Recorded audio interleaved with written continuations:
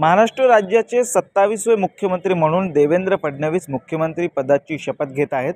महायुतीच्या कार्यकर्त्यांसाठी हा आनंद सोहळा असून या आनंद सोहळ्यात सहभागी होण्यासाठी डोंबिवलीकर नागरिक मोठ्या संख्येने सहभागी होणार आहेत।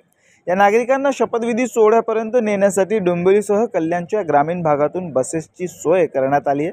आनंदोत्सव साजरा करण्यासाठी कार्यकर्ते या उत्सवात पोहोचणार असल्याचं कल्याण ग्रामीणचे आमदार राजेश मोरे यांनी सांगितलं।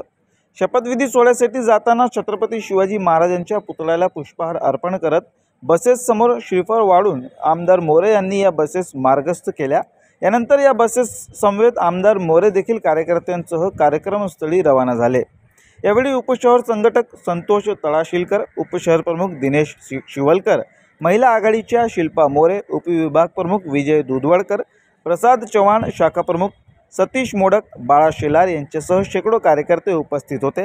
कार्यकर्त्यांच्या सोयीसाठी वेगवेगळ्या परिसरातून बसेस मार्गस्थ करण्यात आल्याने कार्यकर्त्यांना कार्यक्रमासाठी वेळेवर पोहोचणं शक्य झालं। आज महाराष्ट्रात अतिशय आनंदाचं वातावरण आहे। महाराष्ट्रातल्या जनतेने या महायुतीवर विश्वास ठेवून या महायुतीला असं प्रचंड भरघोस मताने निवडून दिलं, त्याबद्दल मी महाराष्ट्रातल्या जनतेच्या सर्व मनापासून आभार मानतो। आज महायुतीच्या मुख्यमंत्र्याचं आज माननीय देवेंद्र फडणवीस साहेब यांचा आज शपथविधी होणार आहे।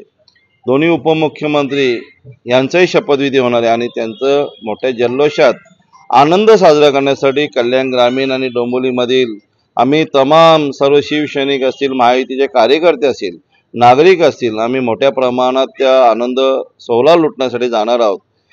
200च्या आसपास आम्ही बस कल्याण ग्रामीण आणि डोंबिवली भागातून जाणार आहेत आणि अतिशय आनंदाचा दिवस अतिशय, कारण भरभरून महाराष्ट्रातल्या जनतेने या महायुतीला आशीर्वाद दिलेला आहे आणि तो आज आनंद सोहळा पार पडणार आहे। काल तुम्ही बघितलं असेल मीडियामध्ये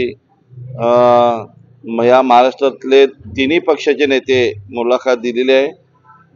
देवेंद्र फडणवीस साहेब असतील, आमचे आदरणीय नेते एकनाथजी शिंदे साहेब असतील, आदरणीय अजितदादा पवार साहेब असतील, हे तिन्ही लोक त्यांच्या पक्षाच्या माध्यमातून शपथविधी घेणार आहेत।